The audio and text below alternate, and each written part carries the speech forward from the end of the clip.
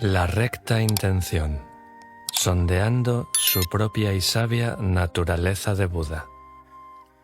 El pensamiento se manifiesta como la palabra se manifiesta como el hecho se convierte en un hábito, y el hábito se endurece hasta convertirse en carácter, de modo que observa el pensamiento y sus formas con cuidado, y deja que surja del amor, y que nazca de la preocupación por todos los seres.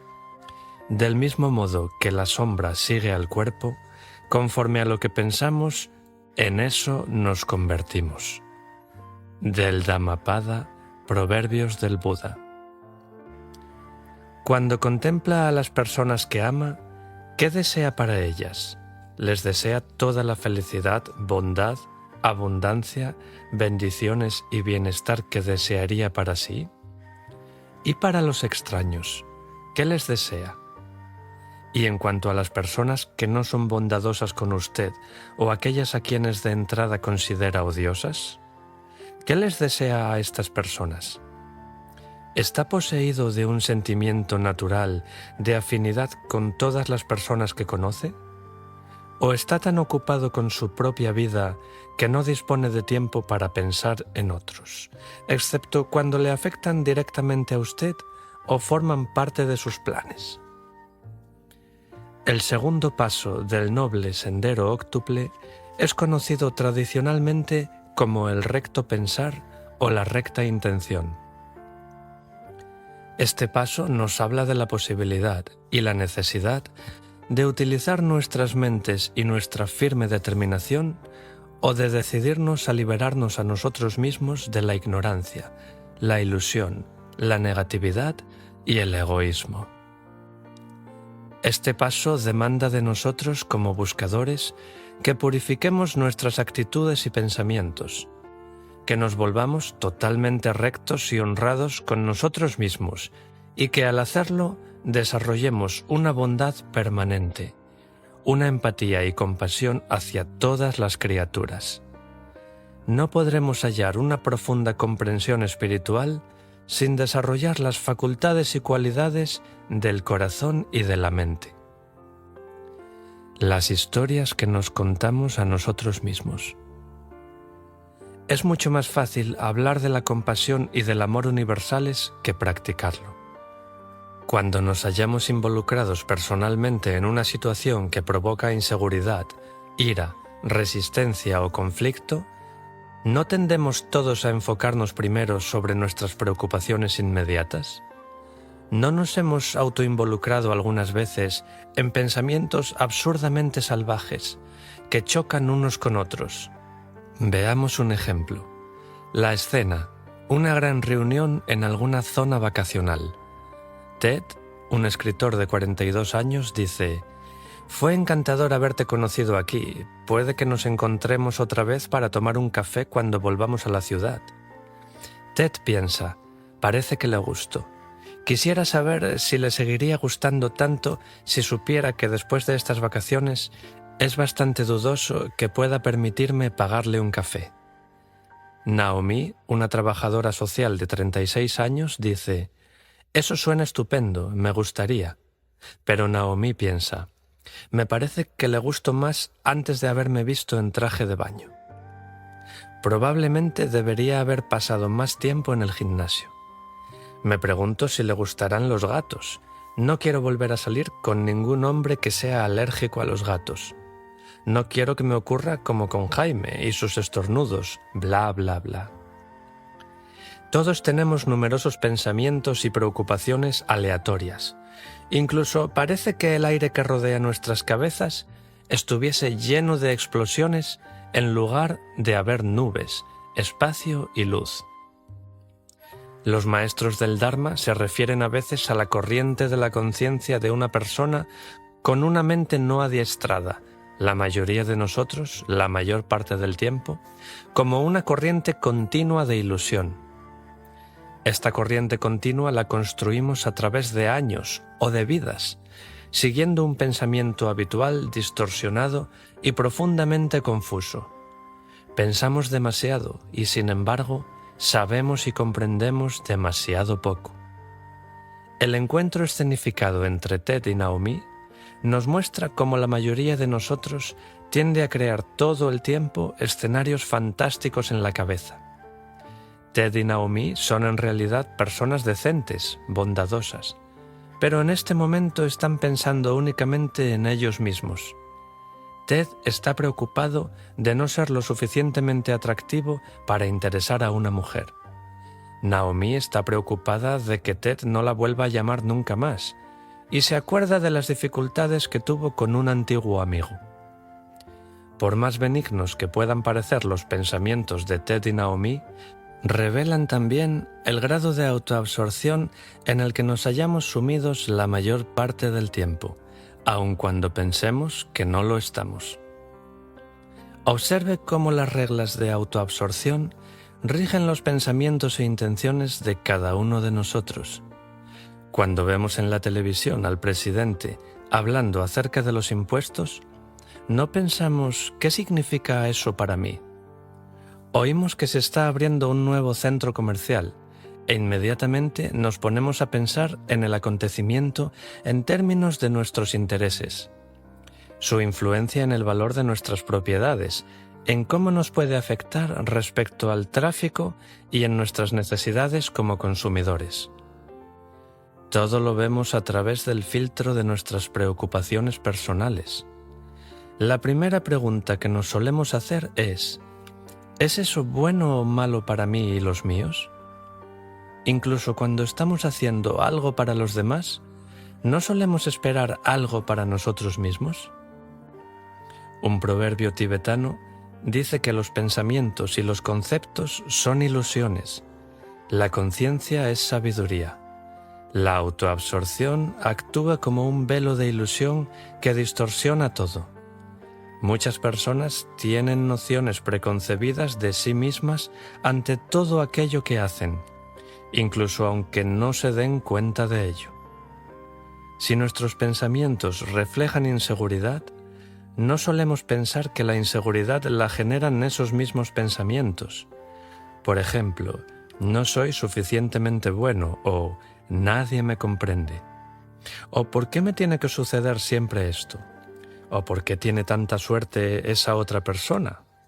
Aunque no esté pensando, soy el mejor, el más estupendo, el de mejor apariencia, el más elegante, etc., eso no significa que no se halle bajo la influencia del ego. Los ejemplos de egoísmo pueden ser sutiles y más resbaladizos que una pastilla de jabón mojada.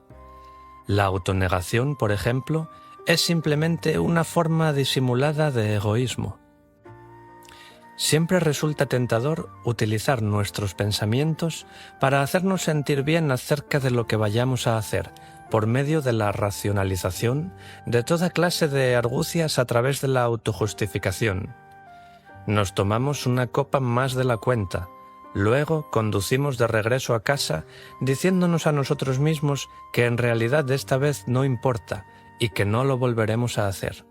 Solemos ser astutos en componendas de negocios o en hacer trampas con los impuestos y en desechar racionalmente los sentimientos de culpabilidad. Yo me he dado excusas a mí mismo a fin de llevar a cabo cosas que deseo hacer y de estar donde deseo hallarme. ¿No lo ha hecho usted también? ¿No se ha buscado algunas razones aparentemente sensibles o que suenan noblemente para justificar algún comportamiento cuestionable? ¿No se ha dicho a sí mismo que realmente no importa, cuando usted sabe muy bien que sí es importante? Todos lo hemos hecho. No nos engañemos. ¿Cómo podemos, en cambio, aprender a acercarnos al mundo con intenciones puras y en abierta sinceridad de conciencia? Seremos mucho más felices y nos sentiremos menos abrumados siempre y cuando podamos obrar de esa manera. Cuando estamos siendo egoístas, podemos admitirlo o pretendemos y esperamos que desaparezca todo, lo cual nunca sucede, por supuesto, ya que constantemente estamos reforzando el patrón habitual.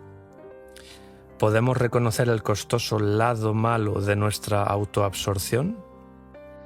Algunas personas se quejan en voz alta de no ser capaces de conectar con los demás.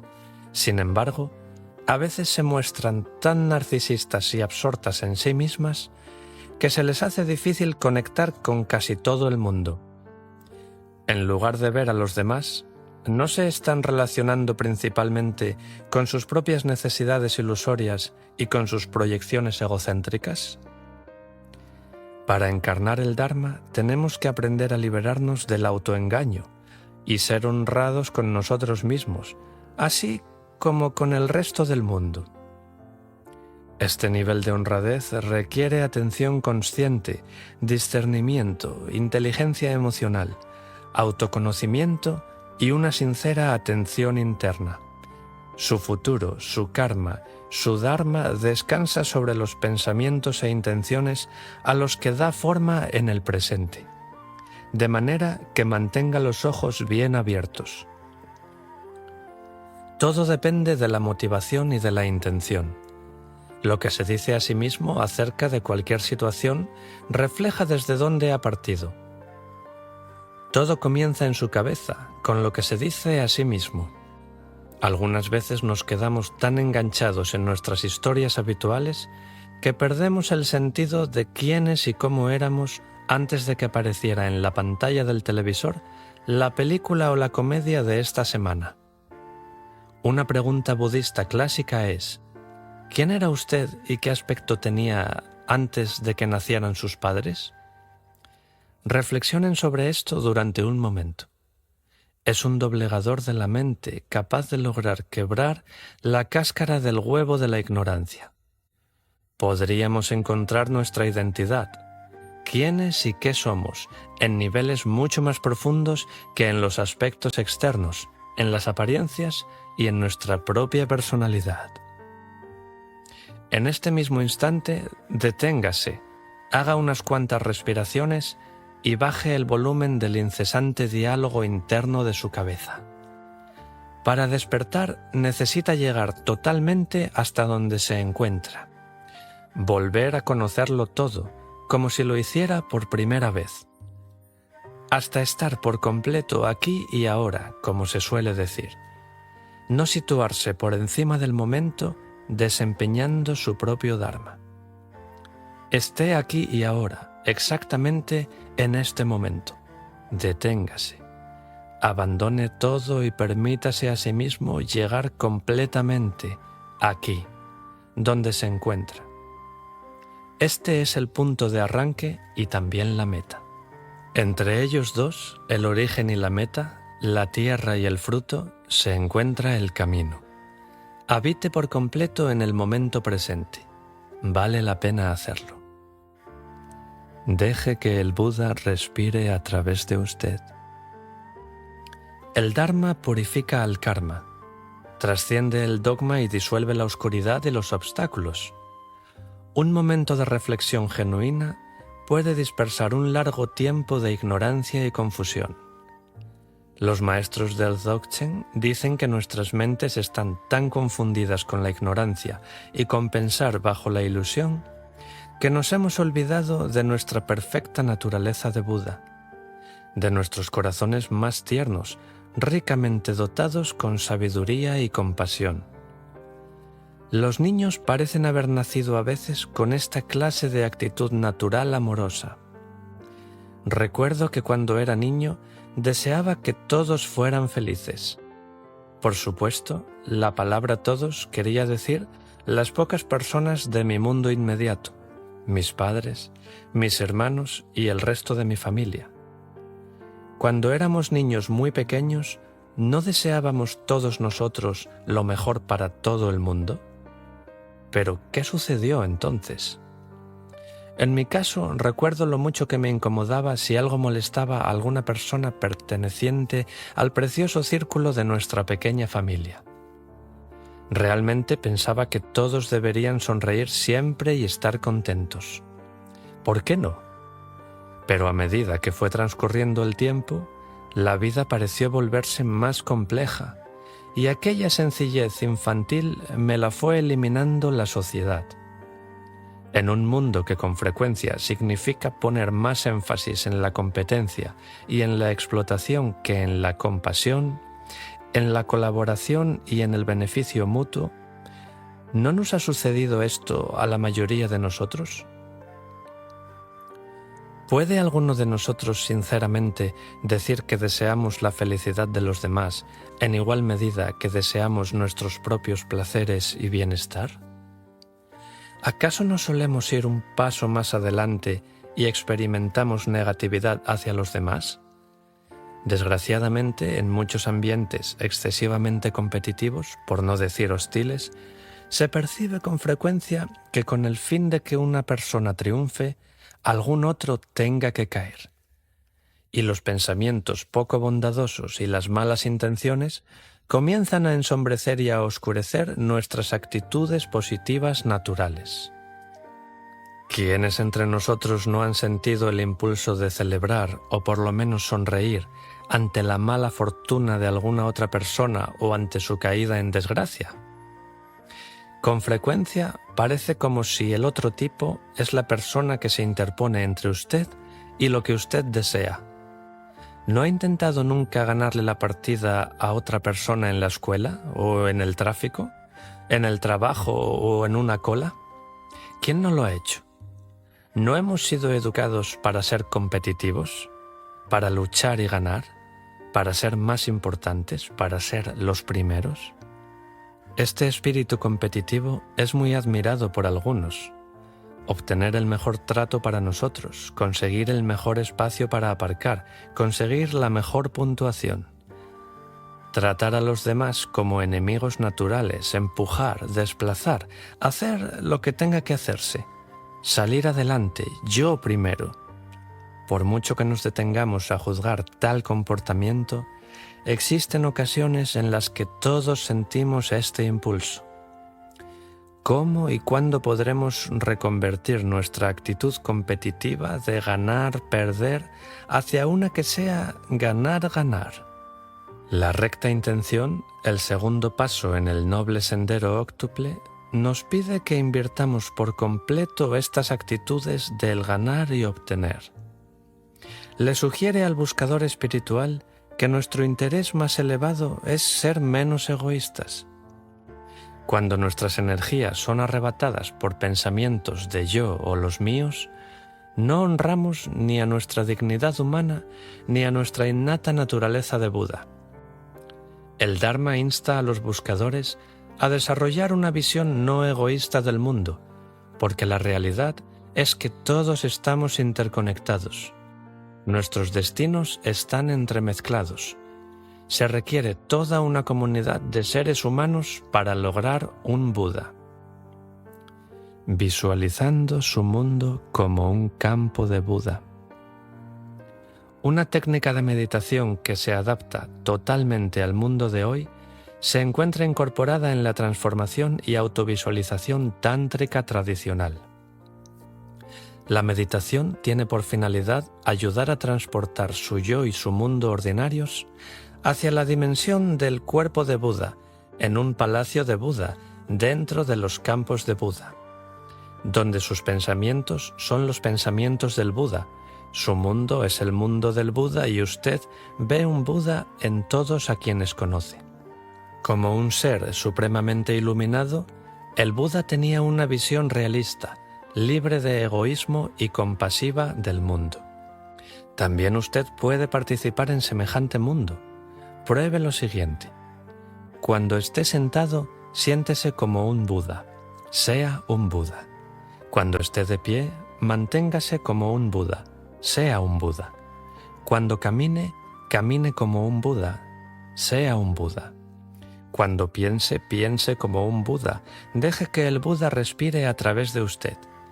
Deje que el Buda viva a través de usted. Sea un Buda. Goce de la gran perfección natural. Usted es mucho más semejante a un Buda de lo que piensa. Viendo al Buda en todo, la práctica de la percepción pura.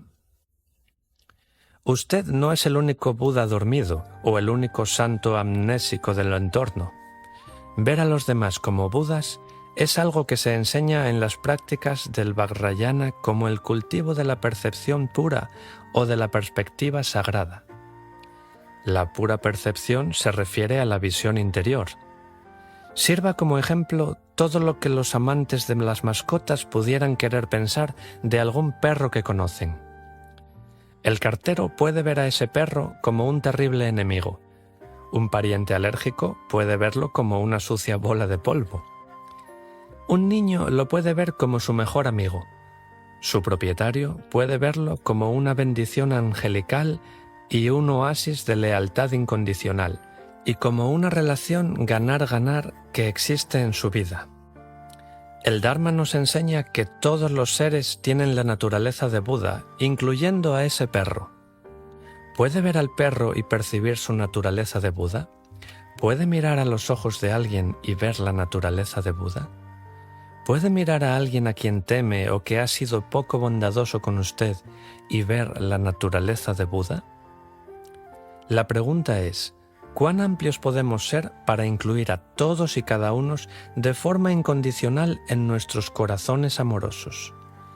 ¿Podemos amar y respetar incluso a aquellos cuyas acciones y personalidades no son de nuestro agrado? ¿Cuán amplios podemos llegar a ser para incluir a todos en nuestros deseos, pensamientos, oraciones y corazones? ¿Podemos perdonar a otros y perdonarnos también a nosotros? Ver al Buda en cada uno de nosotros es un desafío, pero también un espejo para poder ver con claridad dentro de nuestro propio corazón y de nuestra alma. Esta perspectiva sagrada y esta mirada espiritual penetrante pueden llegar a ser extraordinariamente reveladoras. Mala voluntad. Un desafío para la percepción pura. Margaret y Paul han estado divorciados durante más de un año, pero ambos están todavía furiosos. Ninguno puede dejar atrás su ira.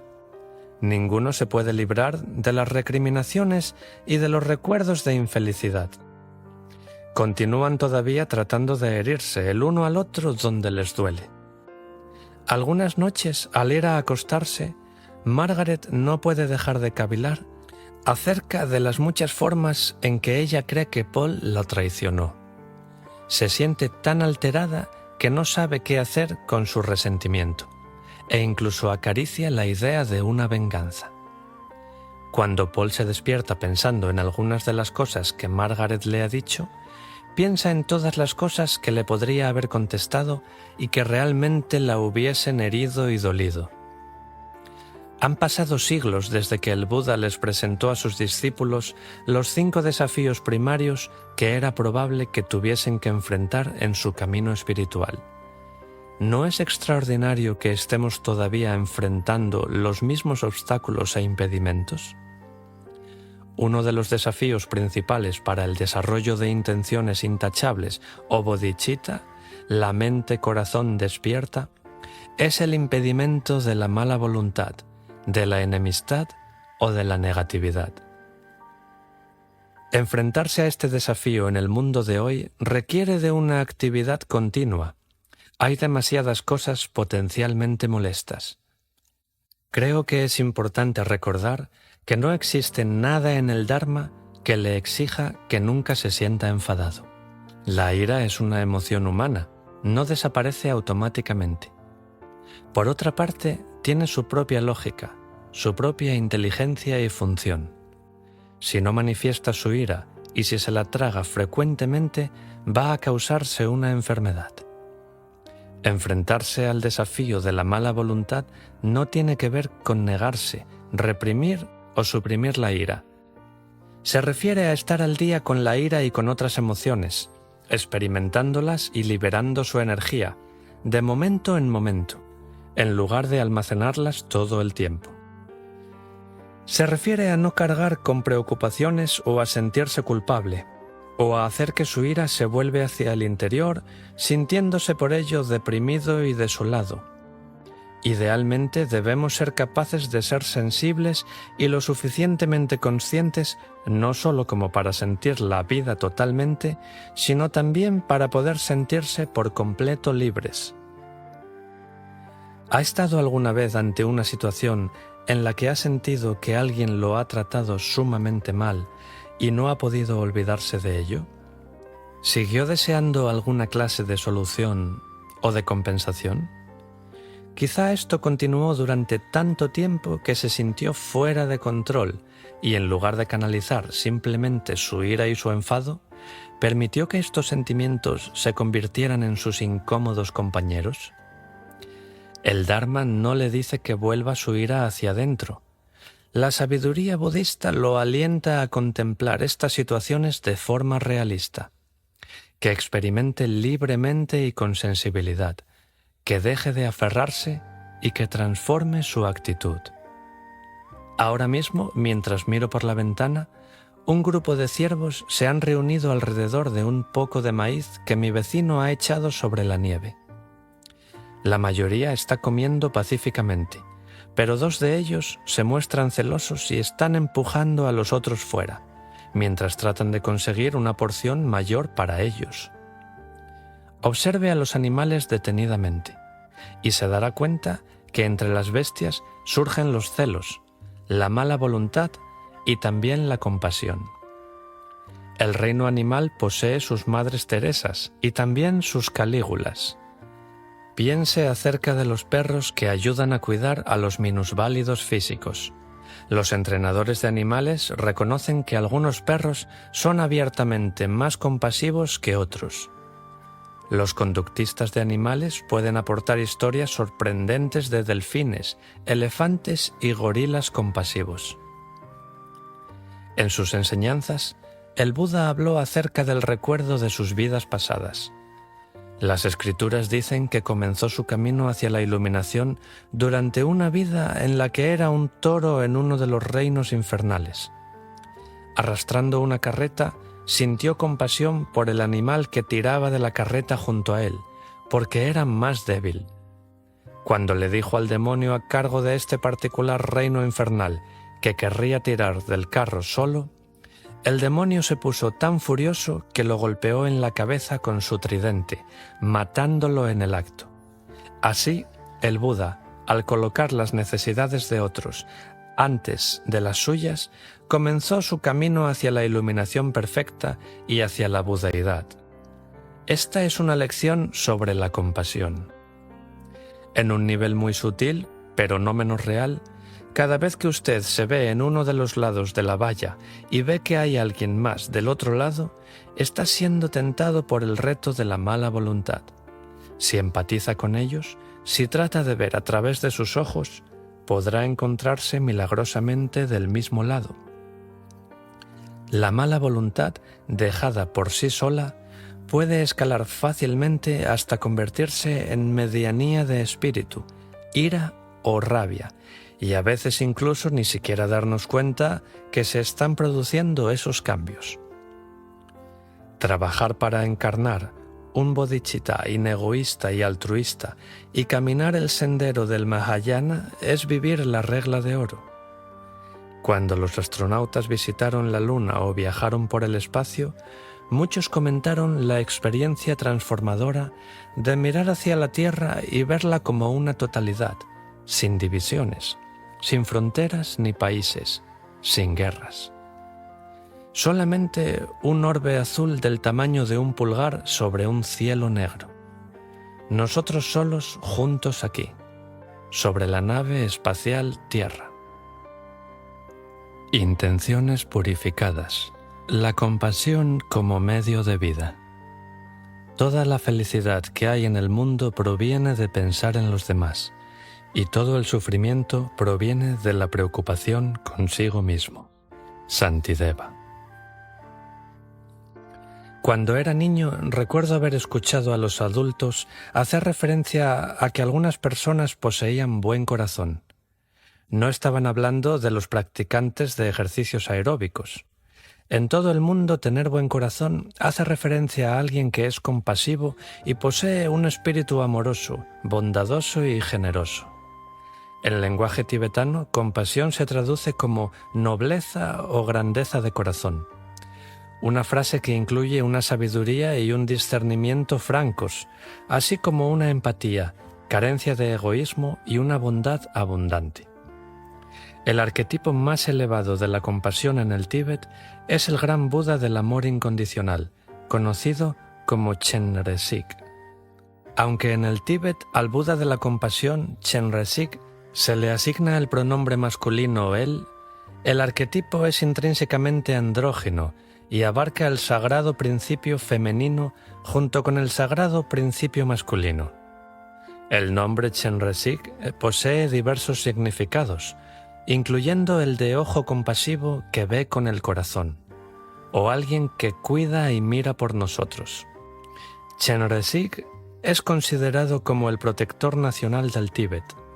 Los tibetanos sienten con todo su corazón que este arquetipo es su protector especial y que encarna el amor divino incondicional, la empatía y la tierna compasión.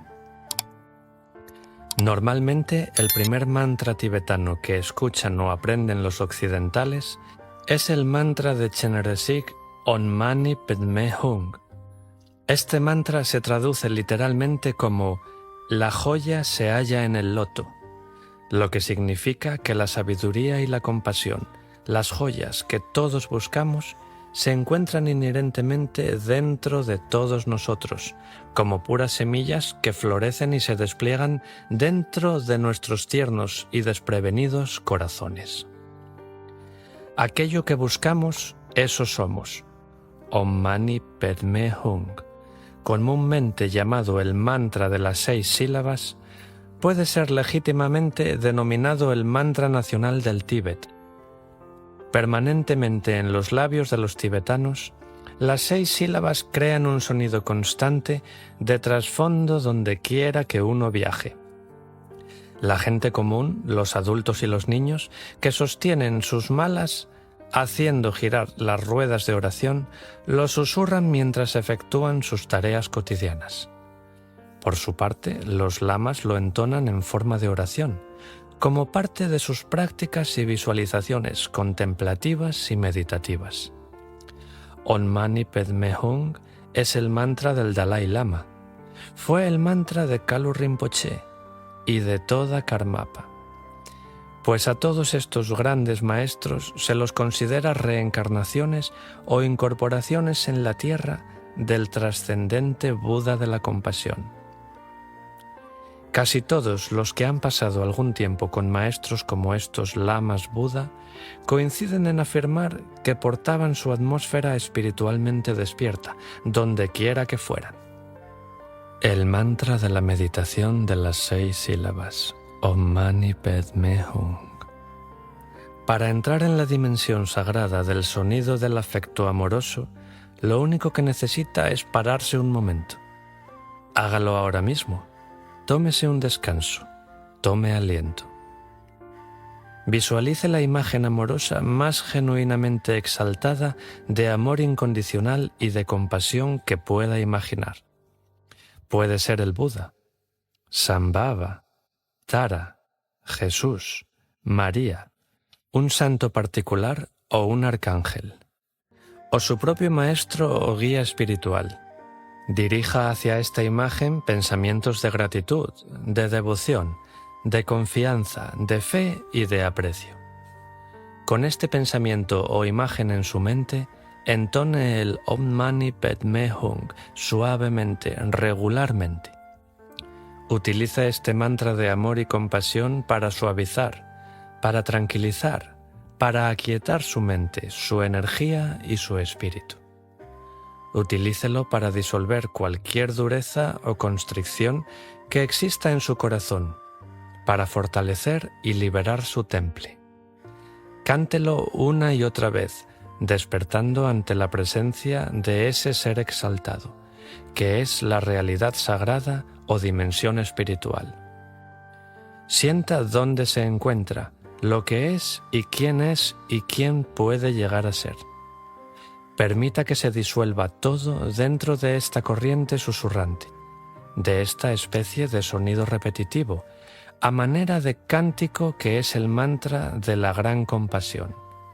Om Mani Padme Hung, Om Mani Padme Hung, Om Mani Padme Hung. Ahora piense en alguien a quien ame verdaderamente.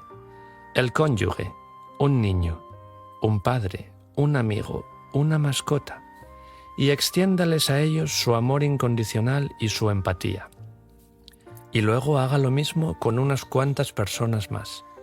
Siga proyectándose mientras visualiza los radiantes y claros rayos de su amor. ¿Hasta dónde puede llegar? Siga adelante. La bondad amorosa es el corazón del Dharma. En cierta ocasión, el Buda definió el camino espiritual que conduce al nirvana o libertad perfecta como la liberación del corazón y de la mente, que es el amor. Aprender a amar la vida en todas sus formas y amar incondicionalmente es el camino del Dharma. Estas enseñanzas invalorables del Dharma me hicieron comprender que es posible a cada uno de nosotros, y no únicamente a un gurú o a un monje ni a un Buda, sino a mí y a usted también, conectarse con el Buda que llevamos dentro. El Buda auténtico está más allá del tiempo y del espacio, más allá del género, más allá de la forma o de la nacionalidad. Usted lleva su Buda consigo en este momento, en su corazón. Un gran maestro hindú dijo una vez: «La sabiduría me dice que no soy nada, el amor me dice que lo soy todo. Entre los dos fluye mi vida». Eligiendo el amor universal, el juramento del Bodhisattva. Las enseñanzas tradicionales acerca de la reencarnación dicen que la mayoría de nosotros somos unos incautos prisioneros de la rueda del samsara. Continuamos retornando porque no tenemos alternativa. Según esta forma de pensar, existen también hombres y mujeres que se encuentran entre nosotros y que están aquí por su propia voluntad consciente. A estos hombres y mujeres se les conoce como bodhisattvas. Bodhi significa despertando. Sattva significa ser, es decir, un ser que está preparado para el nirvana, pero que su compasión es tan grande que decide permanecer en esta tierra con el único propósito de reducir el sufrimiento y ayudar a libertar a los demás. Un bodhisattva es alguien con intenciones puras, intachables, un guerrero espiritual gentil y sin miedo, que se esfuerza incesantemente para ayudar a todos a alcanzar la paz del nirvana y la iluminación. Un bodhisattva trascendente ha logrado ver más allá de la ilusión y del egoísmo. Ha sentido y experimentado la desesperación intolerable, la alienación, la miseria, el sufrimiento en el mundo. Debido a que esta persona es capaz de comprender el modo en que todos nos hallamos atascados en el mismo juego existencial, busca aliviar el sufrimiento de todos nosotros. En el budismo Mahayana se nos anima a hacer lo que llamamos el juramento del Bodhisattva. Hacer este juramento significa que uno comprende el dolor del mundo y se compromete a trabajar por la iluminación de todos.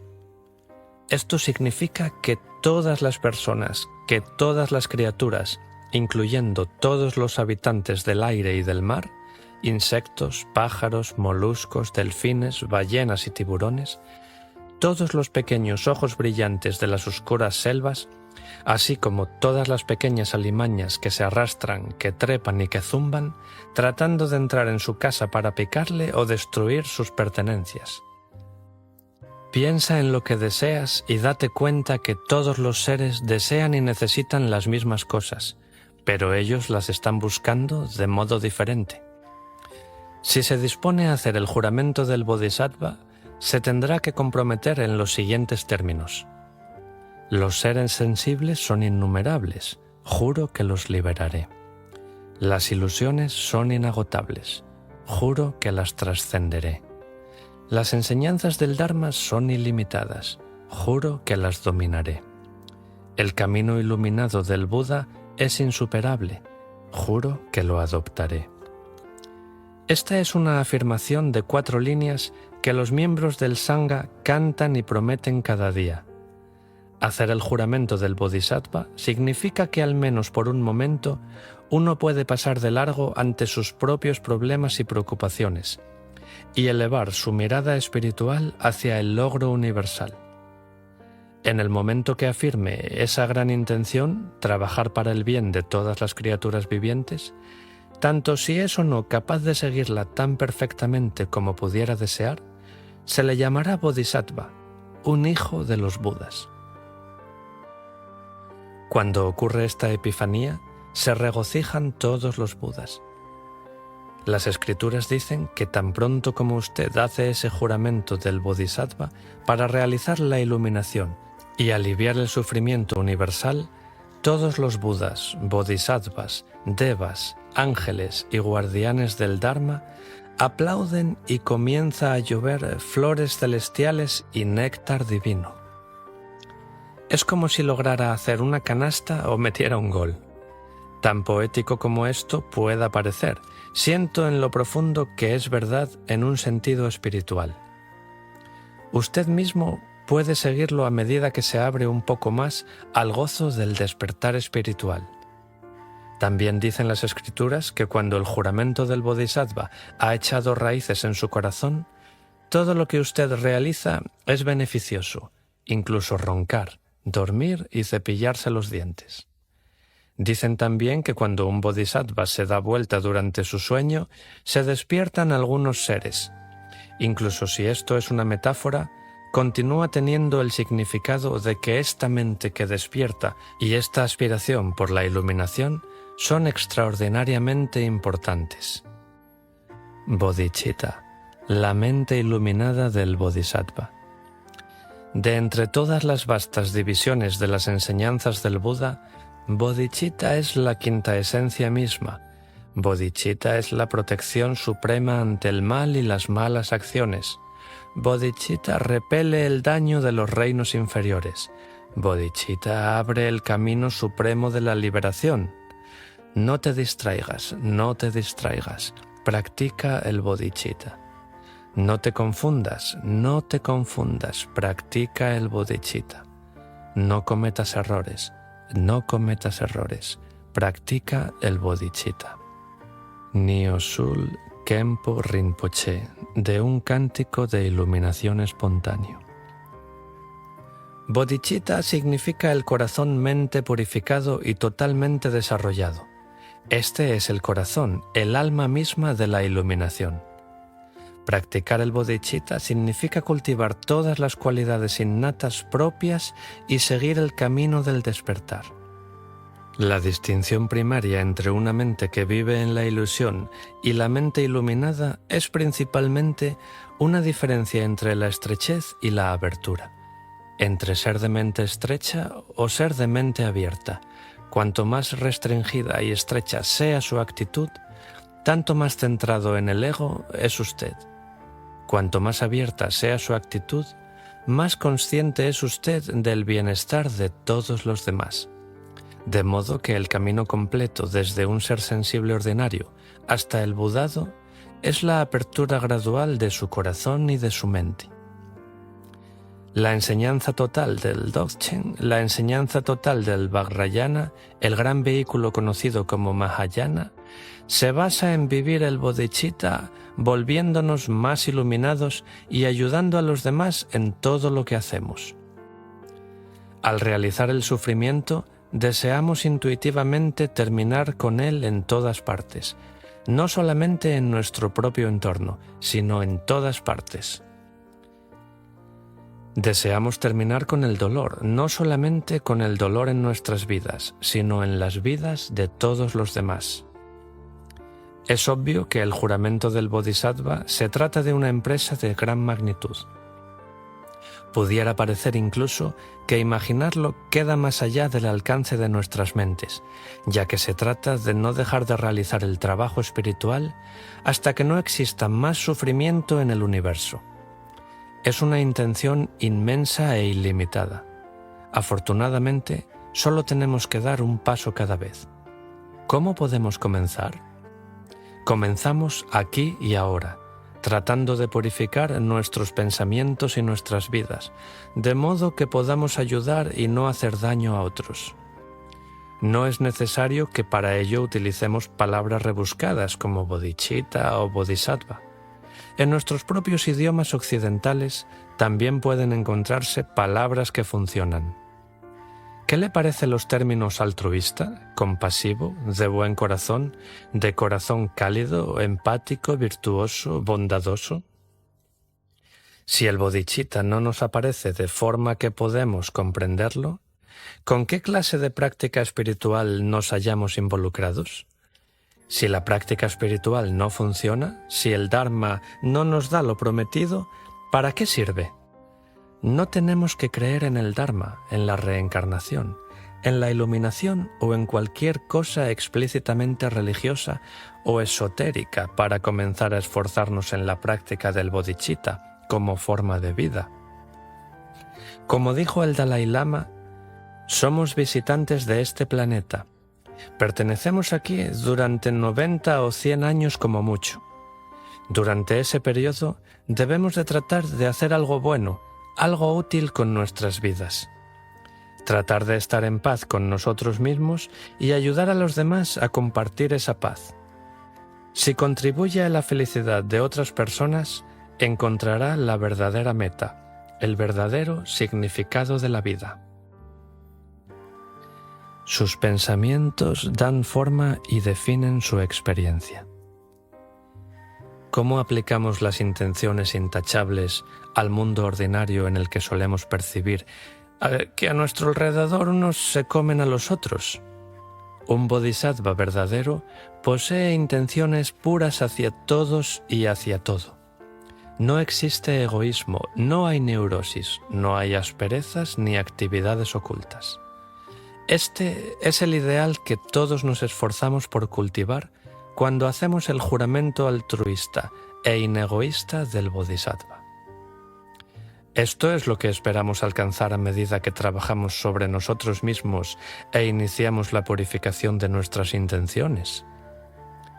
Idealmente, nuestros pensamientos internos y nuestras intenciones podrían reflejar una pureza de corazón y un sentido sincero de interconexión con toda la humanidad. Nuestras vidas pueden reflejar la generosidad, la tolerancia, la esperanza, el perdón, la honradez y el compromiso. Esto es verdad tanto si pensamos acerca de la supervivencia de la selva lluviosa, de nuestro vecino o de un caracol esforzándose por atravesar una autopista.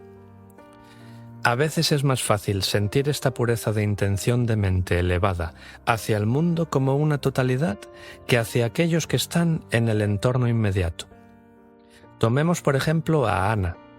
Probablemente se va a mudar dentro de unos meses, pero no le ha informado a su compañera de habitación. Debido a que desea mantener sus opciones abiertas, piensa decírselo en el último momento. Ella sabe perfectamente bien que esto va a contrariar grandemente a su compañera, pero piensa que esta es una situación en la que cada uno ve su conveniencia. Si se le pregunta por sus intenciones, probablemente dirá que se trata de un asunto práctico de autoprotección. Suele tratarse de un asunto de compromiso. ¿Cuánto costará hacer lo que sabemos que es correcto, comparado con lo que cuesta conseguir el mejor tratamiento que podamos para nosotros mismos? De esta forma nos separamos de los demás, lo cual tiene un costo determinado. Consideremos a Edward. Su jefe inmediato pasa de los 50 años de edad y en la compañía se rumorea que lo van a despedir, debido a que el consejo directivo desea un liderazgo y una imagen más juvenil. Si reemplazan a su jefe, es probable que Edward consiga el puesto. ¿Cómo puede Edward mantener puros sus pensamientos y desear a su jefe una vida larga, saludable, feliz y con un buen empleo, sin que su propia ambición y deseos de mejora económica coloreen sus intenciones? ¿Puede cultivar el bodhicitta y reconocer que su jefe desea y necesita las mismas cosas que él? Marion tiene un problema que algunas personas pueden considerar peculiar: las hormigas. Cantidades de hormigas de todos los tamaños desfilan pasando desde el cuarto de estar hacia el cuarto de baño, atravesando la cocina. La semana pasada Marion vio un anuncio sobre un insecticida para hormigas que proclamaba su capacidad de atacar las hormigas afuera antes de que entren en su casa. A Marion le gustaría muchísimo deshacerse de las hormigas, pero ¿desea envenenar todos los alrededores o a las hormigas? A Marion le preocupa que al dar a las hormigas una sustancia tóxica podría estar envenenando también a los pájaros que se coman a esas hormigas muertas. Este planteamiento crea un conflicto a Marion. ¿Existe algún modo en que pueda mantener sus pensamientos de preocupación por el medio ambiente y por todos los seres y liberarse todavía de las hormigas en el azucarero o en la ropa de cama? Los monjes y monjas en algunos países budistas ni siquiera salen afuera durante las lluvias de la estación del monzón, a fin de evitar aplastar a alguna alimaña. ¿Podemos esforzarnos tan conscientemente hacia la no violencia, incluso en nuestro propio medio ambiente occidental? Las intenciones y pensamientos acerca de los demás obviamente tienen lugar a muchos niveles diferentes. Por ejemplo, Nathan ama a su esposa y en general desea solo lo mejor para ella. Pero recientemente tuvieron un hijo y su esposa está tan absorta con el niño que frecuentemente se siente abandonado e ignorado. Eso ha hecho que se sienta resentido y culpable.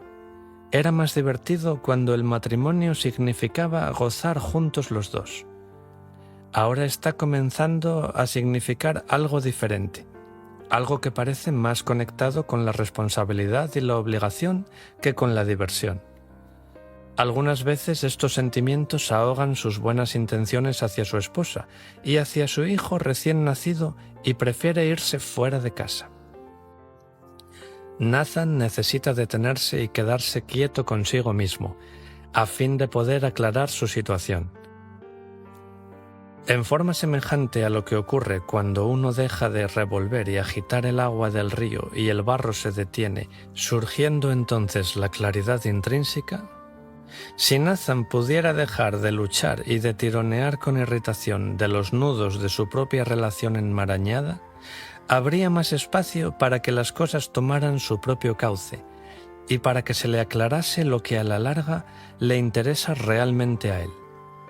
Pero Nathan ha establecido patrones de comportamiento que no siempre son constructivos para tratar con el conflicto. Al igual que le ocurre a la mayoría, cuando se apodera de nosotros la ansiedad, el pánico, la desesperación o la depresión, Nathan responde buscando distracciones y salidas rápidas.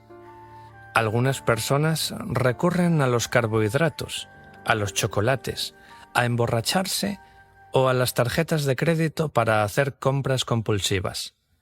Nathan tiende a confiar en el sexo y en las fantasías creadas por un nuevo romance. Sin ir más lejos, la semana pasada, por ejemplo, cuando Nathan se hallaba en la oficina de un cliente, se encontró con una mujer atractiva con quien mantuvo una interesante conversación. Todavía sigue pensando obsesivamente en ella y está haciendo planes para llamarla. Este es un ejemplo obvio de una situación en la cual su complejo, sus pensamientos conflictivos y sus sentimientos proporcionan la base para el comportamiento. En este caso, el comportamiento que puede terminar creando un gran dolor. ¿Cómo van a alterarse con este conflicto los sentimientos de Nathan hacia su esposa e hijo? ¿Cuáles son las intenciones de Nathan hacia esa nueva conocida? Obviamente, nada es simple, ni siquiera un pequeño conjunto de buenas intenciones. Ahora mismo, Nathan está pasando un momento difícil, mirando más allá de sus necesidades emocionales y físicas y de la inmediatez de su actual sentido de insatisfacción. ¿Cómo se irá a comportar Nathan?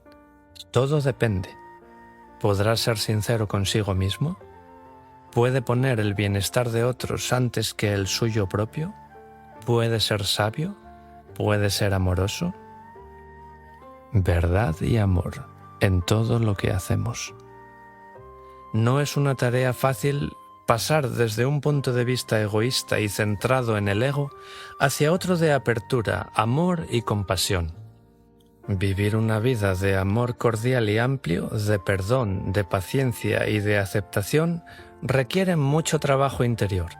Y sin embargo, esto es lo que debemos emprender, paso a paso, si hemos de recorrer el sendero espiritual hacia la iluminación. Bodhicitta, la mente despierta, es el corazón luminoso del Dharma. Sabiduría y compasión, verdad y amor son absolutamente indispensables. Se mantienen mutuamente y son totalmente inseparables. Si se parece a la sabiduría, pero carece de bondad, en lugar de ser amorosa, no es sabiduría. Si se percibe como amor, pero no es sabia, no es amor. Como las dos alas que juntas ofrecen al pájaro la capacidad de volar, el amor y la sabiduría son interdependientes. Estas facetas complementarias de la espléndida joya del bodhicitta, una sabiduría clara, precisa y afilada como una espada y una compasión cálida, reconfortante y de corazón abierto, facilita una rápida transformación en el gran camino del despertar. Si estas cualidades no aparecen en nuestras vidas diarias, es necesario que nuestro Dharma se fundamente mejor en nuestros cuerpos y en esta tierra. El bodhicitta es el núcleo del desarrollo espiritual. El aspecto último y absolutamente trascendente del bodhicitta es sunyata, la vacuidad luminosa o radiante amplitud, pura y libre de obstáculos. El aspecto relativo y más convencional del bodhicitta es una aspiración hacia la iluminación, libre de egoísmo, que queda mejor encarnada en el juramento del bodhisattva de aliviar el sufrimiento de todos los seres, actualizando su tierno corazón amoroso. Se dice que hace mucho tiempo un maestro budista mahayana se hallaba hablando del bodhicitta en la antigua India, cuando sus palabras fueron interrumpidas por un perro que ladraba. El potente e insistente ladrido molestó tanto a uno de los que le estaba oyendo que le tiró una piedra al perro, acertándole en un costado. En el mismo instante, el maestro cayó a tierra quejándose de dolor. Posteriormente, cuando sus desolados discípulos le preguntaron qué había sucedido, vieron que en el costado izquierdo de su maestro se había producido un gran cardenal. El dolor del perro había conmovido de tal manera el corazón de este noble y bondadoso maestro que se convirtió en su propio dolor. Lo tomó por su cuenta. Tanto si aceptamos estos cuentos pedagógicos en su forma literal como si no, la moraleja de la historia sigue siendo la misma. Se dice que los maestros iluminados pueden asumir el sufrimiento de los demás sobre sí mismos, ayudando a liberar a otros seres del pesado karma y de la deuda residual acumulada, como consecuencia de las acciones negativas. Al igual que este bodhisattva, todos poseemos de forma innata corazones nobles y bondadosos, pero a diferencia de él, nuestros corazones no son siempre tan amplios ni tan dispuestos. Los endurecemos y resguardamos con nuestra negatividad. Los protegemos mediante la ira y los ocultamos con emociones hostiles. Construimos caparazones duros y armaduras emocionales para protegerlos del sufrimiento de la vida. Pero estas armaduras, en definitiva, nos mantienen tan carentes de sensibilidad y tan congelados que dejamos de ser sensibles y vulnerables, no siendo ya capaces de experimentar compasión de corazón o gozo espontáneo. El budismo presenta consistentemente una filosofía práctica orientada hacia el camino. El Dharma no se limita a enseñar vagamente los ideales del budismo. Dice: aquí están los ideales y estas son las herramientas y técnicas para cultivar y lograr estos ideales. Este es el verdadero genio del camino del Dharma de Buda. Es imposible cambiar de un momento a otro nuestros corazones endurecidos y nuestras actitudes atrincheradas. Sin embargo, es posible lograrlo a través del tiempo.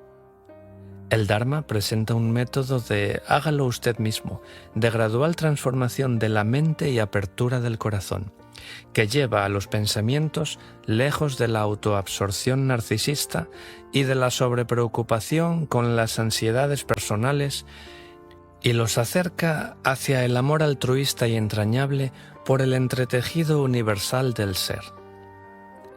Quizá la enseñanza más radical del Buda iluminado es que los hombres y mujeres comunes, como usted y yo, pueden perfeccionar sus corazones de nobleza innata entrenando la mente. Esto es algo que todos pueden hacer. A este entrenamiento especial se le conoce como los 7 puntos del entrenamiento de la mente, Lo Hong en tibetano, y el entrenamiento mental Mahayana. Lo Hong, despertando la mente y abriendo el corazón. Para comprender de dónde viene un hombre, camine unas pocas millas en sus zapatos. Proverbio de los indios norteamericanos. El entrenamiento mental Mahayana, conocido como Lo Hong, es la técnica iluminada y sumamente práctica mediante la cual trabajamos en la transformación de nuestras actitudes egoístas y egotistas. A través de este profundo entrenamiento mental y situándonos en el lugar de los demás, aprendemos rápidamente cómo tratar a los demás de la misma forma en que nos gustaría que nos trataran a nosotros. Desarrollando esta empática y visceral experiencia sensible, lo que logramos es comenzar a ser capaces de actuar en forma diferente, cultivando la calidez, la ausencia de temor y la aceptación de los demás y de nosotros mismos. Podemos volvernos más amistosos, indulgentes y felices. Cambiando la atmósfera en la que vivimos, podemos alterar favorablemente la totalidad de nuestro medio ambiente. Estas técnicas profundas de entrenamiento mental datan de la mitad del siglo XI, cuando un rey tibetano persuadió a un erudito abad hindú de nombre Atisha para que viniese de la India lejana con el fin de enseñar el Dharma en el Tíbet. Se dice que Atisha contempló durante largo tiempo la invitación real antes de rezar a su deidad de meditación, la Buda femenina Green Tara, pidiéndole guía e inspiración. La noble Tara se le apareció en un sueño luminoso, diciendo al augusto maestro que si iba al Tíbet, la longevidad del Dharma se incrementaría, pero que su propia vida se vería acortada en 12 años. En ese momento, Atisha era considerado el maestro espiritual más grande de la India. Decidió que era más importante compartir el Dharma de liberación que prolongar su existencia mortal.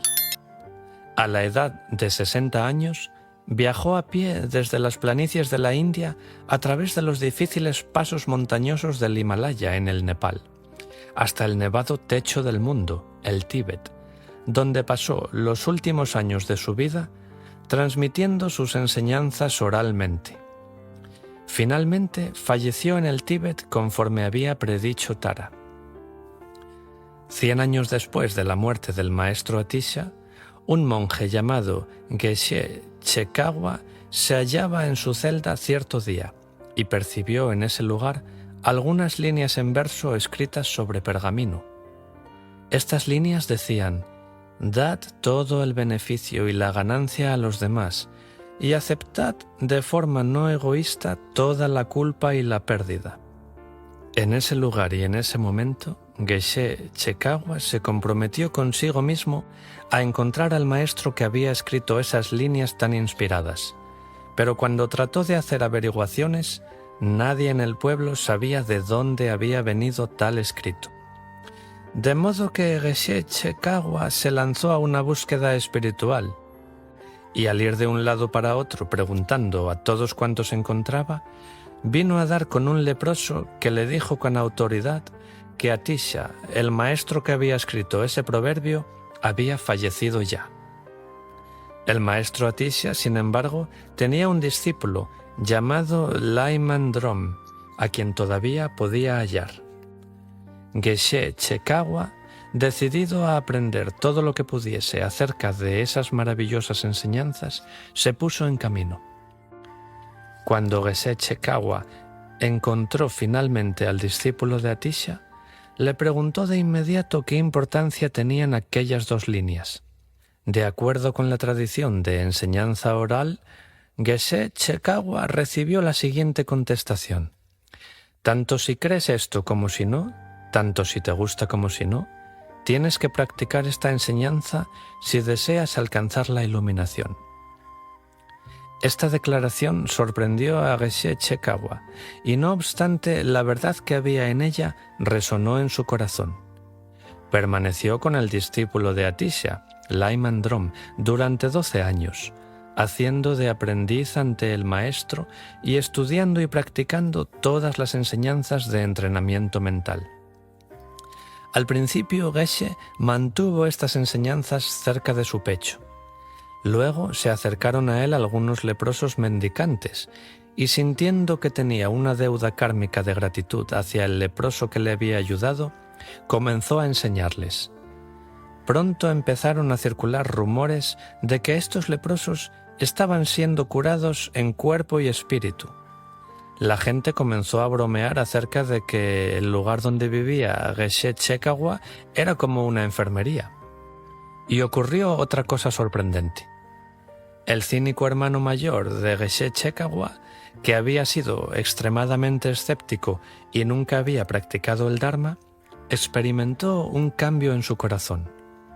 El hermano de Chekawa no pudo menos que darse cuenta de la transformación habida entre los leprosos, una transformación que estaba buscando para sí mismo. Era demasiado orgulloso para solicitar las enseñanzas, de manera que se escondió en la parte exterior de una ventana abierta, desde donde también podía aprender las enseñanzas de Lo Hong. Comenzó a practicar en secreto lo que su hermano monje enseñaba. A medida que iba practicando, su carácter recalcitrante comenzó a cambiar y a ablandarse notablemente.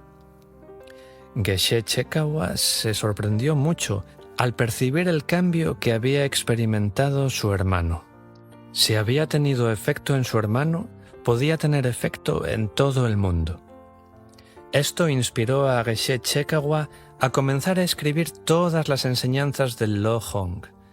A medida que seguía practicando y enseñando, codificó, estructuró y escribió lo que Lyman Drom había podido recordar y transmitir de la sabiduría que Atisha había enseñado en forma de 59 sabias máximas o aforismos. Estos escritos fueron muy renombrados en el Tíbet como los 7 puntos del entrenamiento de la mente de Atisha. Este entrenamiento ha sido transmitido siempre en forma de breves sentencias enérgicas y son sorprendentemente actuales y certeras. Estas enseñanzas esenciales forman el núcleo de la práctica del entrenamiento de la mente en el budismo tibetano para cultivar el bodhicitta, el altruismo y la compasión. Geshe Chekawa estaba comprometido tan sinceramente con la práctica del bodhicitta que a medida que se aproximaba su fallecimiento, oró para volver a renacer en los reinos infernales con el propósito de asumir sobre sí mismo el sufrimiento de los seres atormentados por el pesado karma negativo. Según cuenta la historia, Chekawa tuvo varios sueños de bendita luz clara al tiempo que moría, lo que indicaba que volvería a nacer en los campos de Buda, pero que sus oraciones emanarían como brillantes rayos luminosos, repartiendo bendiciones incluso en medio de las profundidades del infierno. Es raro encontrar hoy día maestros espirituales que posean tan increíble compasión. Geshe Chekawa será recordado siempre en el Tíbet como el monje que hizo posible que llegaran hasta nosotros los métodos de Atisha para el cultivo de la bondad amorosa. El Dalai Lama ha dicho frecuentemente: mi religión es bondad amorosa. Pensando primero en los demás. ¡Qué concepto tan singular! No es algo que estemos acostumbrados a hacer. Esa es la razón por la que necesitamos una preparación y una práctica continua. Es semejante a aprender danza, gimnasia o a tocar el piano. Se comienza con estiramientos básicos, posiciones y ejercicios de los dedos. Entrenar la mente en bodhicitta también requiere una práctica diligente, y eso es exactamente lo que proporciona el entrenamiento Lo Hong. Lo significa mente, Hong significa entrenar, transformar, refinar o ablandar. La imagen que existe en el Tíbet de la mente llena de hábitos y engañada es la del cuero endurecido al que se le ablanda y flexibiliza. Los aforismos y máximas que componen este entrenamiento se consideran generalmente como parte de las arcanas enseñanzas místicas del Tíbet, pero a medida que uno las lee, puede apreciar que son completamente prácticas y están llenas de sentido común.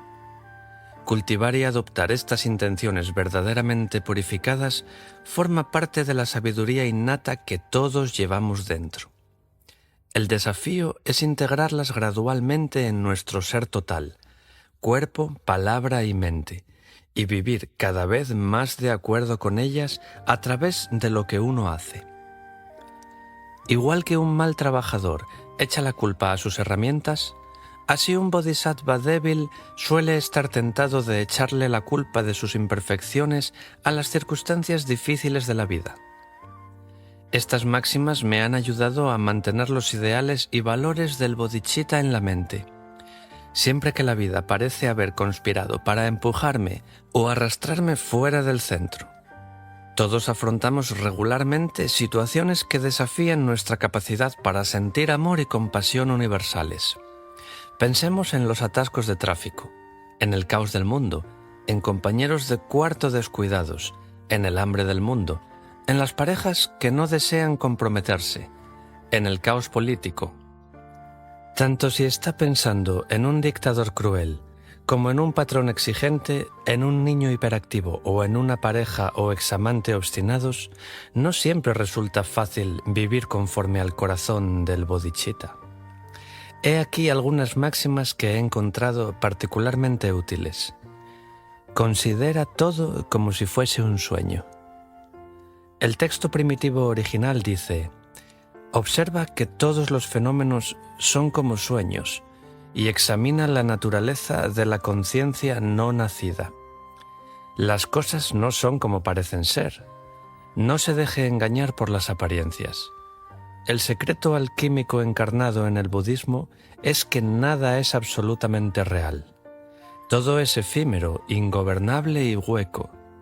Todo es relativo y depende de la mente y de sus proyecciones e interpretación.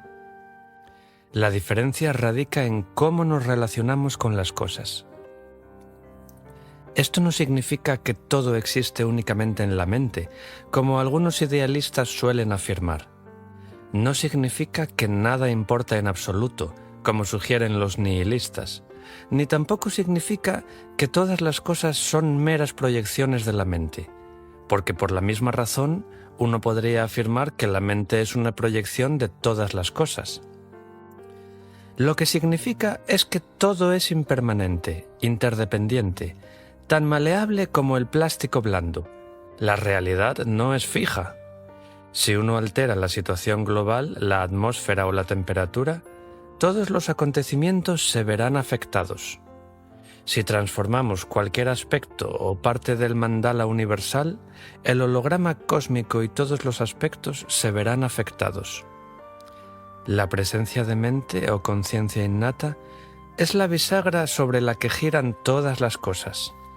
El verdadero maestro de la atención, que no se encuentra en ningún lugar, que no asume ninguna posición y que se ajusta a cualquier sitio, esa es la persona capaz de mover el universo. La palanca de la conciencia se encuentra en su mano y el punto de apoyo no está en ningún lugar, sino en el momento presente. Trabajar con la mente y con su naturaleza esencial, en lugar de esforzarse en alterar las condiciones meramente circunstanciales, revela la realidad tal y como ella es y del modo en que se presenta en apariencia. La intuición penetrante revela que la responsabilidad por lo que experimentamos no reside en ninguna parte, sino dentro de nosotros mismos, y que el timón de nuestras propias vidas y de nuestra evolución se halla en nuestras manos. ¿No sería una irresponsabilidad ignorar este hecho y continuar repartiendo golpes por todos lados, golpeando a los demás así como a nosotros mismos? Deténgase y observe. ¿Mantiene las manos sobre el volante de su vida? ¿O está sujetando el espejo retrovisor mientras se pregunta por qué está deambulando de un lado a otro de manera no intencional? Coloque la responsabilidad donde le pertenece. Esta declaración refleja el resultado de una posición espiritual esencial. Aferrándose al ego y a una noción del yo centrada en uno mismo, en mí y en lo mío, cada uno de nosotros establece la escena de sus propias dificultades. Todos estamos interconectados y somos interdependientes. Pensar acerca de otros equivale a un autointerés iluminado. La raíz de todos nuestros problemas es querernos a nosotros mismos de modo equivocado. No se puede echar la culpa a ninguna otra cosa. Cuando uno es egoísta y está involucrado en sí mismo, es fácil que también atraiga el dolor hacia sí. Usted está a cargo de su propio karma, de su propia vida, de su propio sendero espiritual y de su propia liberación, lo mismo que yo estoy a cargo de las mías. Reflexione sobre la bondad de todos con quienes se encuentre. Según la creencia tradicional, todos hemos venido reciclándonos a través de formas innumerables, en un número inconcebible de vidas, algo no muy diferente a lo que le ocurre al vino viejo contenido en las nuevas botellas reciclables. Todos han sido bondadosos y útiles para usted en alguna vida pasada, porque todas las personas con quienes se encuentra han sido algún familiar querido, por lo tanto, deberá tratarlos según esa idea. Si se siente incómodo con esta enseñanza tradicional de la reencarnación, considérela de la siguiente manera. Todas las personas con quienes se encuentra, tanto las sabias como las simples, tienen algo que enseñarle. Todo el mundo y todas las cosas pueden ser bien acogidas y apreciadas, cada uno en su propia forma. Todos pueden aprender de su bondad, y todos se merecen su bondad. Esta es una enseñanza muy importante en el budismo tibetano. Se trata también de un enfoque de la vida con sentido común. Aprenda de todos, no juzgue a nadie, sea bondadoso con todos y déles gracias. Todas las actividades deben ser realizadas con una única intención. Permita que el precioso bodhicitta sea su principio organizador. Ayude y no haga daño a los demás. Cultive los siguientes principios en todo lo que haga. Sea amable, sea bondadoso, sea cuidadoso, sea cariñoso, sea compasivo, sea amoroso, sea justo, sea razonable, sea generoso para todo el mundo, incluyéndose usted mismo. En efecto, es posible amar a todas las personas, incluso si no siempre gusta de todo el mundo. Todos nosotros deseamos y necesitamos básicamente las mismas cosas. Todos nos hallamos en el mismo equipo, en el mismo bando del campo de batalla espiritual. Uno no siempre tiene la posibilidad de elegir las personas con quienes hace el viaje. A veces uno puede pensar que lo hace, pero no se engañe. Y el corolario de esto es que uno comienza a darse cuenta que se puede amar incluso a las personas que no nos gustan y que tiene que amar y ayudar a todo el mundo. Todas las enseñanzas concuerdan. El texto original traduce esto como todos los dharmas concuerdan en un punto. Esta máxima está dirigida a los asuntos del ego. Cualquiera que sea la forma de espiritualidad budista que esté estudiando, todas están de acuerdo. El ego, el quererse a sí mismo y el apego se sitúan entre usted y la liberación. Abandone el abrigo del egoísmo estrecho durante un momento y disfrute de la mansión de la libertad y de la tranquilidad sin límites. Las verdades son muchas, pero la verdad es una. Existen muchas enseñanzas, pero solo un núcleo, el corazón vital y palpitante de Bodhicitta. Todos desean y necesitan las mismas cosas. Ante cada uno de los seres con quienes se encuentre, trate de dejar a un lado momentáneamente las preocupaciones centradas en sí mismo y reflexione sobre lo que ellos puedan estar experimentando también. Esta práctica puede ser muy gratificante. Reflexione siempre sobre lo que provoca dificultades en su vida. ¿Qué es lo que le atrae? ¿Qué es lo que le resulta repelente? ¿Qué es lo que le mueve? ¿Se siente anulado ante la más mínima crítica? ¿Es fácilmente manipulado por la adulación? ¿Convierte cada situación en algo de carácter sexual? ¿Se está esforzando por luchar en contra de la ira?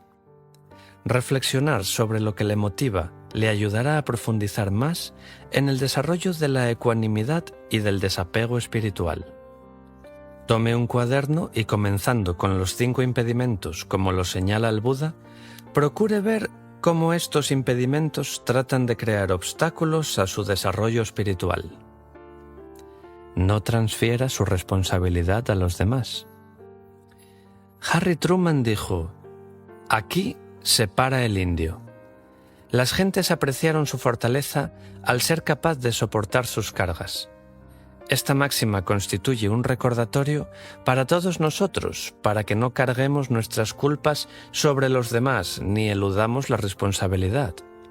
Todos estamos acarreando cargas emocionales, financieras, espirituales y físicas, y todos tenemos que soportar características psicológicas que se derivan de diferentes dinámicas familiares. El espíritu de Bodhicitta sugiere que no traspasemos nuestros problemas a los demás. Ellos tienen su propio estrés y puede que sean más débiles. Asee su propia habitación, recoja sus propias pertenencias. No se considere a sí mismo como una víctima desamparada y no deje que las emociones conmuevan todo su ser. No se revuelque en la autocompasión. Está tan intensamente involucrado en los altibajos de su propia vida que a veces se siente como si sus pensamientos estuviesen adheridos a sus problemas y que es como un yo-yo humano. Si fuese así, sería extremadamente difícil sentir amor y compasión por los demás. Pero dé un pequeño impulso a la autopreocupación y vea si puede desprenderse de sus altibajos personales. Lo mismo que cuando se quita un esparadrapo que duele solo durante unos momentos. Luego uno se siente mucho mejor. Respire algo de aire fresco. Puede servirle de alivio. Mantenga siempre una mente gozosa. ¿Por qué no sentirse alegres? ¿Por qué sentirse mal? ¿Por qué en lugar de ello no pretendemos sentirnos felices? De hecho, ¿por qué no somos felices, libres y completos en lugar de pretender que sucede lo contrario? Hace años recuerdo haber leído una encuesta realizada entre personas que se consideraban a sí mismas felices. Muchos de los que respondieron sentían que habían alcanzado ese estado deseable después de haber tomado la decisión de estar felices y contentos. Trate de tomar esta decisión y vea lo que sucede. Cualquier persona que haya asistido a una manifestación por la paz conoce este cántico. Demos oportunidad a la paz. ¿Por qué no dar una oportunidad a la dicha? La totalidad de la enseñanza tántrica se refiere a la apreciación de la riqueza y belleza de las cosas tal y como son, lo bueno y lo malo, la sombra y la luz, los días oscuros de febrero y los días soleados de mayo. Todo lo concibo como si danzara con la vida, no como si únicamente lo tratara de controlar o imaginar. Los maestros espirituales del Tíbet dicen que la capacidad para mantener la dicha interna y una perspectiva más amplia ante la adversidad es una indicación de que el ejercicio mental está surtiendo efecto y está transformando nuestras vidas, creando sus propias máximas para su camino. Las máximas para el entrenamiento mental constituyen un método altamente gratificante para mantenerlo en el camino. No existe ninguna razón por la cual no pueda encontrar sus propios aforismos creados por usted mismo. Una de mis máximas de estilo occidental favoritas es: tenga un buen día a menos que haya hecho otros planes. Trate de buscar en su propia vida los proverbios de sabiduría que resuenen con su corazón. Su vida y su camino son únicos. ¿Por qué no disponer de unos pocos aforismos que tengan significado para usted? Penetre en la caverna de su corazón y despierte la sabiduría en su mente-corazón. Cuando tropiece con máximas que apelen a su experiencia, anótelas para no olvidarlas. Lleve siempre un pequeño cuaderno de bolsillo para ese propósito. No se desespere si sus aforismos suenan como frases hechas. Nadie más tiene que verlos. Cuando algo verdadero ha sido repetido durante millones de veces, puede sonar muy familiar, pero todavía sigue conteniendo verdad. Considere la sentencia que ha sido utilizada en tantos programas de 12 pasos. Libérese y deje entrar a Dios. Ha tenido significado para muchas personas. ¿Por qué no ha de tener significado para usted? Quizá posee una variación sobre el mismo tema. Varias personas que conozco me dicen que cuando se sienten estresadas, el proverbio casero al que recurren es: haga una respiración profunda y cuente hasta 10. Los buenos conocedores del Dzogchen suelen decir: no hay nada que hacer sino permanecer vigilando, como en dé un paso atrás un momento y cargue con todo. Puedo ver cierta conexión aquí. ¿Por qué no observa si puede acceder a su propia sabiduría interna ahora mismo? Encuentre una máxima que le recuerde acerca del corazón del Dharma. Hola mamá, por ejemplo. Puede ser una frase que le traiga a la mente la creencia budista de que todos los seres merecen su amor y compasión. Cualquier cosa con la que se sienta bien merece la pena de que la anote y la coloque donde pueda verla. Disfrute con ello. Explote sus propios recursos naturales internos. Alquimia avanzada, transformando el dolor en amor. La cualidad de la misericordia no es forzada, cae como la suave lluvia desde el cielo, sobre la tierra, es 2 veces bendita, bendice a quien la da y a quien la recibe. Del Mercader de Venecia, de William Shakespeare. Que todo el sufrimiento de todos los seres caiga sobre mí y que todos reciban mi dicha y felicidad. La primera vez que escuché esta oración cantada en tibetano, me hizo recordar la vida y las palabras inegoístas de Jesús, y cuán lejana me parecía esta clase de actitud de la experiencia de mi vida. Creía que esta actitud exaltada estaba reservada a los santos y no ciertamente para mí. Me llevó algún tiempo a apreciar la notable práctica de meditación conocida como Tonglen. El Tonglen, conocido literalmente como enviar y recibir, forma parte integral del entrenamiento mental Mahayana. Algunos occidentales quedan frustrados ante la práctica del Tonglen porque tienden a tomárselo demasiado literalmente. No lo consideran tal y como es, como una forma de transformar un endurecido corazón recalcitrante en un corazón ablandado por el amor y la empatía. Mi sugerencia es: no se asuste ante ello. Más bien considérelo inicialmente como una técnica avanzada de entrenamiento mental, para ser utilizada como una forma de incrementar la propia capacidad para el amor incondicional, la generosidad y la apertura de corazón. Cuando se encuentre dispuesto a someterse a semejante práctica inegoísta, ella le estará esperando. Esta práctica poderosa y avanzada no es una treta de salón, no es algo que tenga que hacer como distracción o para probar algo. Cuando reemplaza la autopreocupación con la preocupación por los demás, está suavizando su carácter y refinando su espiritualidad. El Tonglen no se enseña con la idea de que los practicantes deban adquirir enfermedades y ponerse enfermos.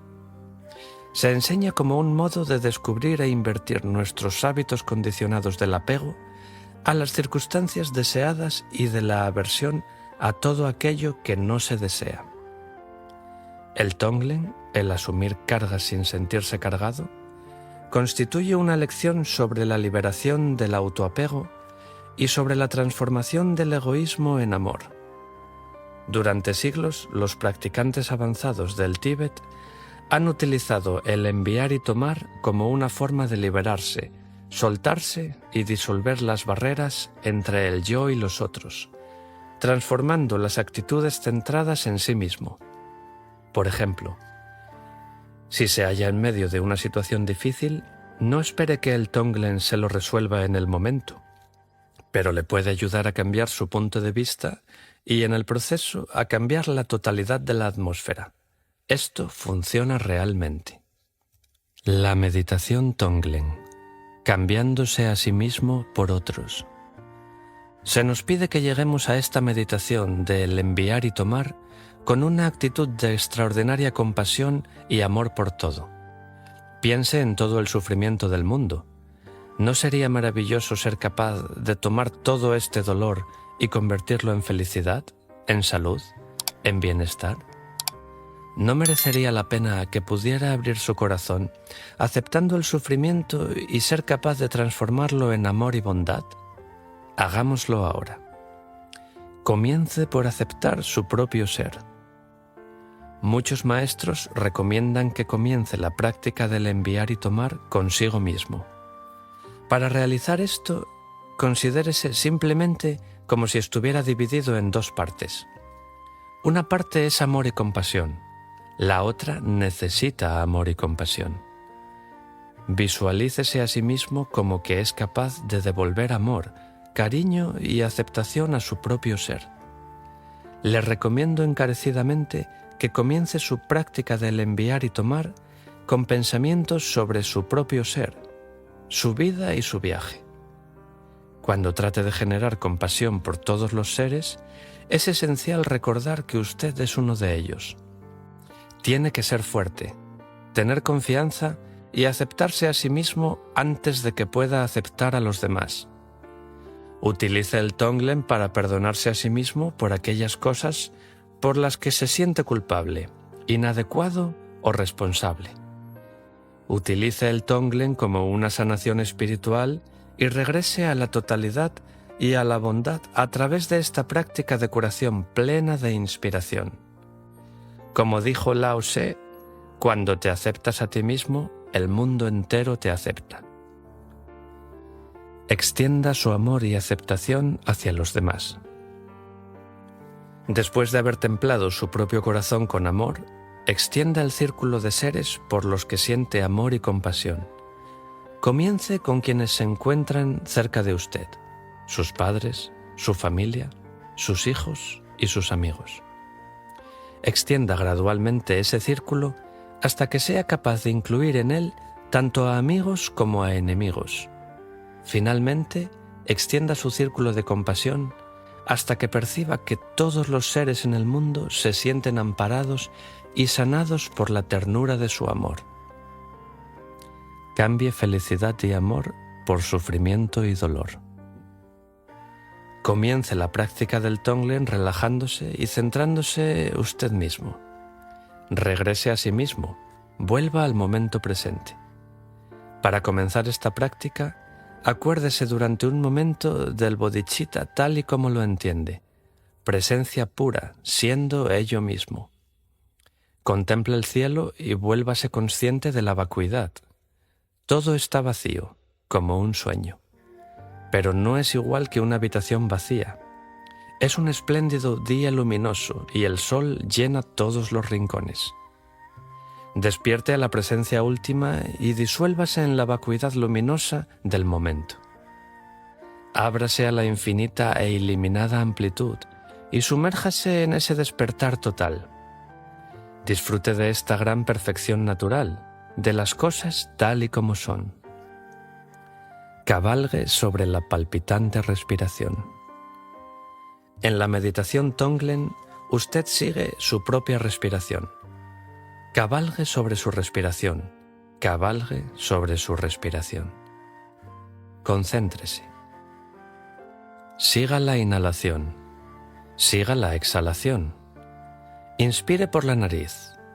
Exhale por la boca. Vuelva a repetir todo una vez más. Acepte el aire que entra. Permita que salga el aire. No sea avaro. Deje que entre todo y luego expúlselo todo. Deje que fluya, deje que salga. ¿Para qué lo va a retener? Mientras respira, visualice que está inhalando oscuridad, como si fuese niebla. Aspírelo todo como una aspiradora gigante. Pero no queda afectado por este oscuro aire contaminado. Retenga la respiración durante un momento, dejando que todo se disuelva. Todo queda resuelto en la amplia y clara conciencia del bodhicitta. Luego exhala. Visualice toda aquella niebla que sale fuera de sí como una corriente de luz brillante. Está exhalando luminosidad, como si fuese luz de sol y brisas frescas de primavera.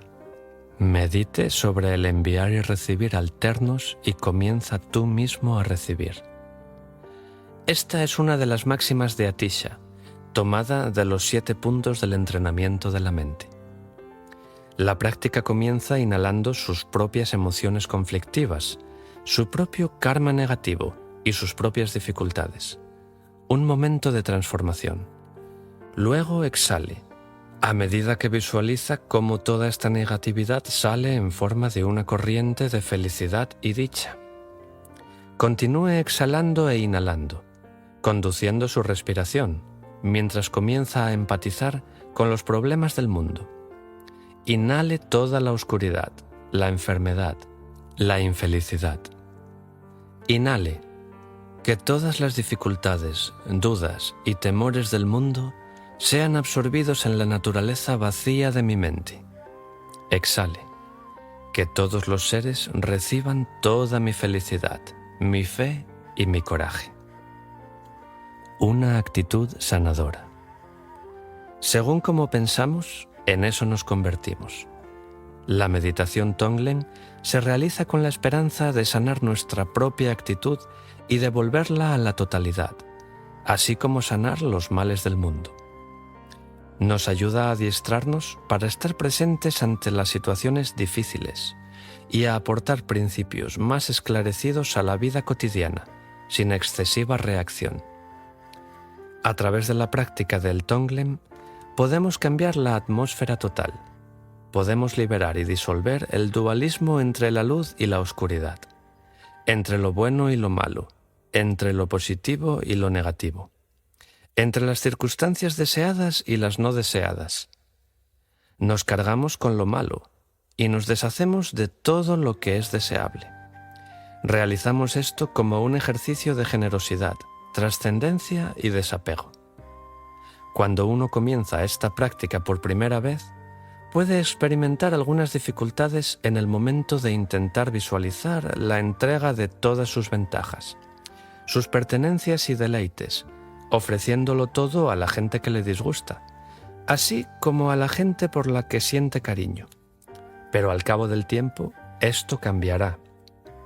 A medida que explora sus recursos internos, descubrirá que posee unos recursos más abundantes y positivos que lo que es capaz de imaginar.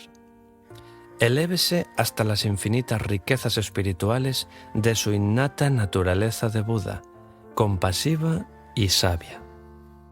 Si te gusta lo que escuchas, considera suscribirte al canal y darle a me gusta para ayudarnos a seguir compartiendo contenido.